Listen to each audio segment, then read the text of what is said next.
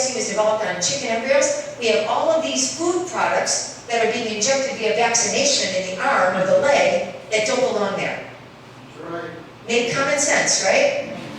For some reason, the doctors who deal with this just don't know why. But infants, according to the Journal of Inorganic Biochemistry in 2017, they said, infants are uniquely vulnerable. They have immature blood-brain barriers, which allow aluminum to enter the brain. They have poor kidney function, so they have a slow toxic clearance. So brand new babies, we're injecting them with a very high amount, we'll learn in a minute, of aluminum, and yet we know that they don't have a proper blood-brain barrier that is formed yet. And not all of the brain is protected by the blood-brain barrier. The brain stem, which is where all the autonomic function, heart rate, respiration, those are not protected from whatever your body is exposed to. So here you go. You're going to know more than your local pediatrician. He might know the name, but he might not know what it is, okay? So an adjuvant is designed to stimulate the immune system and increase the response to a vaccine so that less vaccine is needed. You might not need 40, or you might not need 60, you'll only need 40, right? Adjuvants improve the production of antibodies. They turbocharge the immune system. This is their definition. Congressional hearings in the year 2000 to 2003, Congressman Dan Burton had a grandchild who regressed into severe autism, and he was the chair of the Government Reform Committee, and he held hearings for 3 years. He had everybody in there in front of him just drilling them about what's in vaccines, because he saw his grandson regress severely within a couple of days of vaccines. And he said most childhood vaccines contain 25 micrograms of thimerosal back then, which is a form of ethyl mercury. And now what they did, because of public pressure, they took the thimerosal down to a trace, and they put the aluminum in without anybody looking.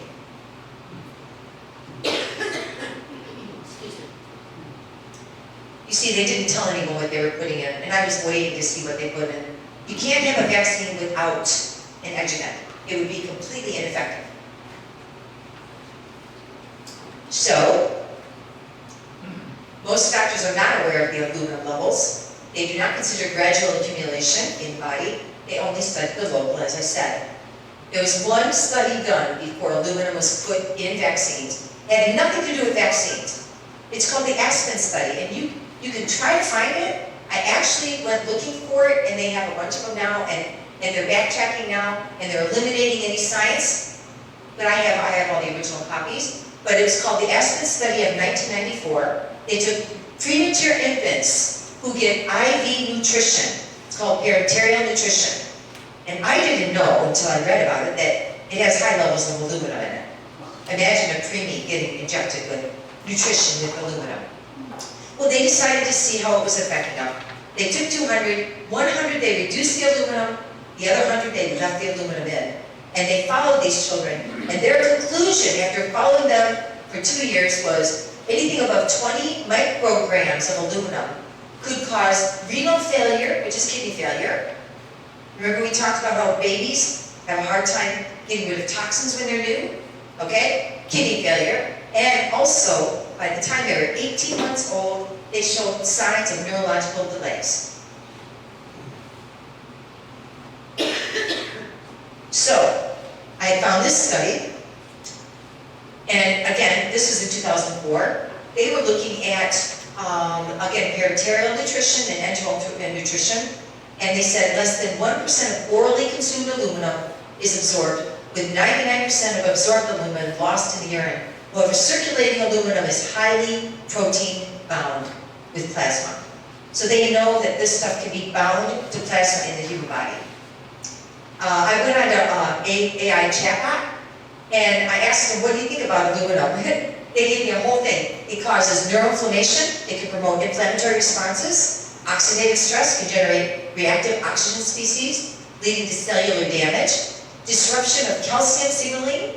Aluminum can interfere with calcium dependency, causing critical neuron function, amyloid plaque formation. Some researchers suggest aluminum might contribute to the formation of amyloid plaques, which are characteristic of Alzheimer's disease, and cognitive impairment. High-level exposure has been linked to some studies, memory and cognitive issues. So even AI will tell you that Mary Tocco is right about what she's saying.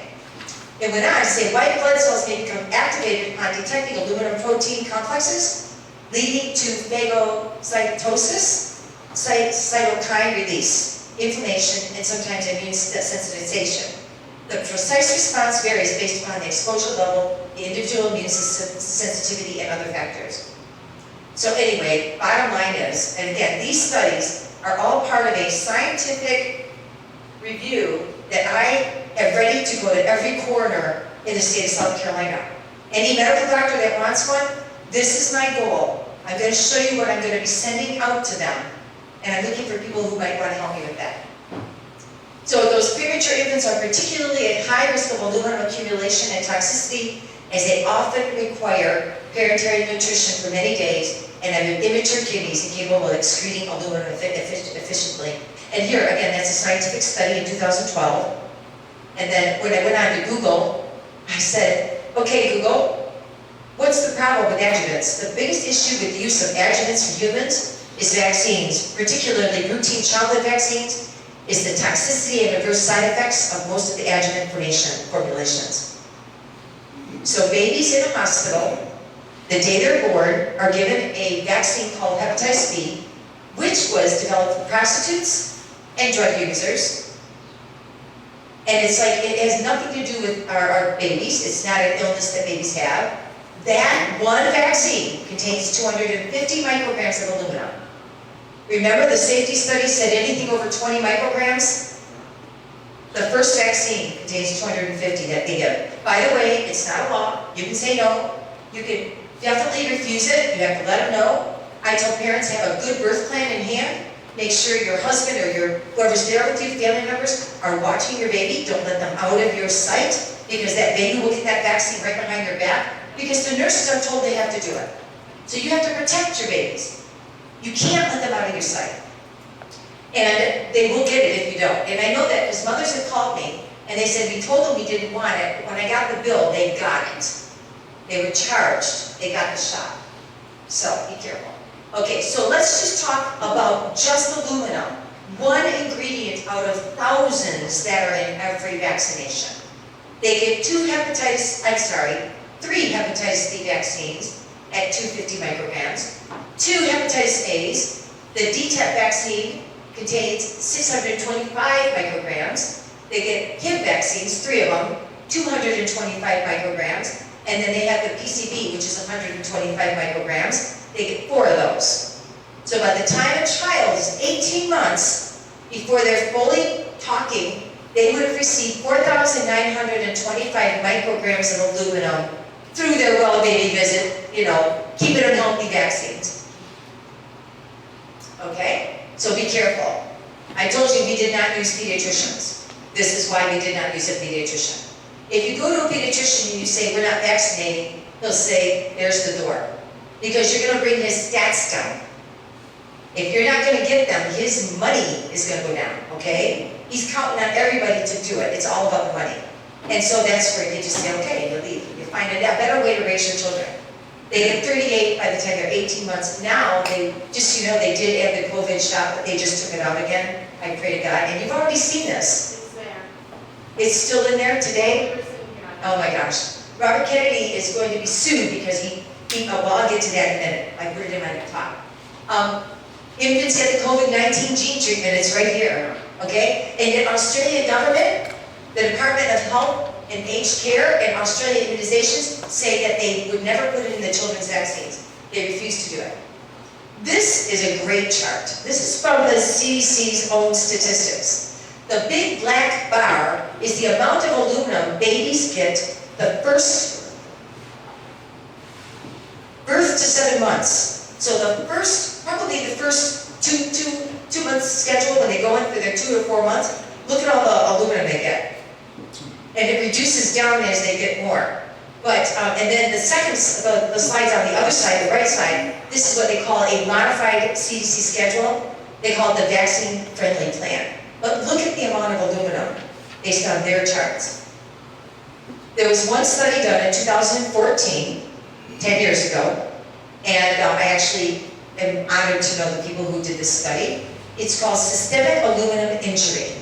And again, doctors do not know this. This was the first time, and I think they looked at cadavers or recently died people, and they were able to do the autopsies. They have central nervous system impaired cognitive motor function, molecular disturbed water structures, altered DNA, chromosome DNA structures affected by aluminum. Aluminum binds to proteins, impairs protein function, associated with abnormal TAU, interferes with synaptic transmission, blocks neural signaling, interrupts cell communication. I mean, there's so many problems that they discovered. And that's what's happening to our newborns. So this is a description. This schematic presents a viewpoint that systemic aluminum exposure can have far-reaching consequences affecting molecular processes, genetic material, cellular function, neurocirculatory, and the central nervous system. So researchers and advocacy groups use schematics like this to argue for more thorough research into the systemic effects of aluminum in vaccines and other sources. Another study, again, there are so many studies. This one is about infant death, sudden infant death. And this was Neil Miller, an incredible researcher. I have many of his books. He and another doctor, they looked at a whole bunch of countries to find out their SIDS and unexplained death rates. He found that there's a direct correlation, a positive correlation. Infants' mortality rates and vaccine doses tend to increase together. The more vaccines you get, the more SIDS death. 34 nations studied, and the top 7 nations with the lowest SIDS only recommend 12 vaccines the first year of life, compared to our 38 to 40 by 18 months. Despite vaccine rates, we do know that in third world countries, children die, but it's not due to lack of vaccines. They don't have clean water supply, they don't have good sanitation or good nutrition, and that's why they die. So they're almost excluded. But out of 34, I mean, this is unbelievable. In the year 2000, we ranked 22 in the world. By 2009, it dropped to 32. And now in 2011, 34. God only knows what it is now. I have no clue. Sweden and Japan have the best SIDS rates, meaning less babies die, and they do half the vaccines we do, and they wait until the age of 2. And guess what? The doctors aren't in charge of their vaccine record.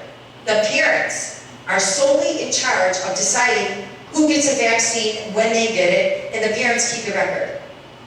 So right there is the perfect study, right? In 1994, Japan ceased all vaccinations until for any child under 24 months, and their infant mortality rates dropped by 96% in 1 year.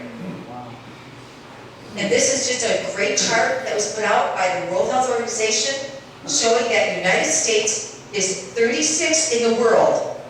We have more babies that die the first year of life than 35 other countries. Shame on us. These are I just want you to know that in my research, I have many, many, many references.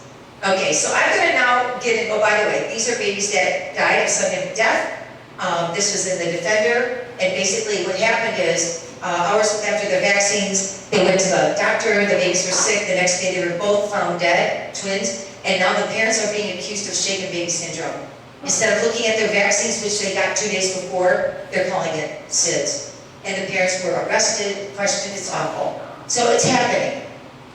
And now, I understand we're running out of time, right? I want to just let you know that we are now seeing babies die shortly after birth because they have these new clots called the calamari clots. When their mother got the COVID vaccine while she was pregnant, the babies that die early, they're doing autopsies and they're finding calamari clots in them, which basically clog up their vascular system. And these are also true to people who took the COVID vaccine. We have a whole bunch of autopsy people coming up and talking about these clots that they're seeing in people that died after getting the COVID shot. So now let's look, mitochondria function. I believe this is a smoking gun. I'm looking for the underlying cause of the brain inflammation, respiratory failure, and other things. And so mitochondria are the energy slaves, and there are thousands of them inside every single cell of the body. The mitochondria's main role is burning calories we eat, with oxygen we breathe and generating all power for our biological processes. Mitochondria matter because it has a lot to do with breathing, automatic respiration, and so when children die is usually often in their sleep at night, and this is kind of like where I tie it in, and I won't elaborate here, but I will tell you that I went on and I found out the role of aluminum in disrupting mitochondria function. So anyway, I'm going to get through some of these slides quicker. The role of aluminum in mitochondria dysfunction: it causes oxidative stress, it promotes a generation of reactive oxygen species.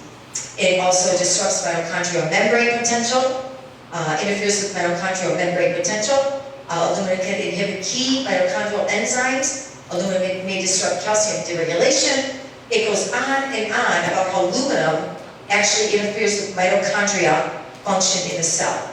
And so overall, these effects contribute to impaired energy metabolism, increased oxidative stress damage, and potentially cell death, which are characteristic of mitochondrial dysfunction induced by aluminum toxicity.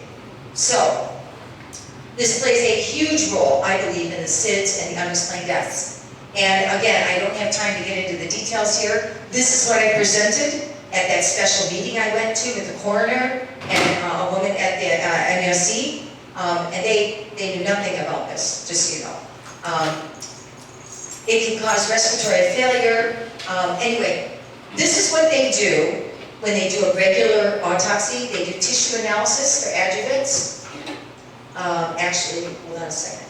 They do histopathological analysis, and they do special staining techniques when they get a baby who dies with a SIDS or sudden infant death or fetal demise. They do not do the proper studies to determine what's actually causing it.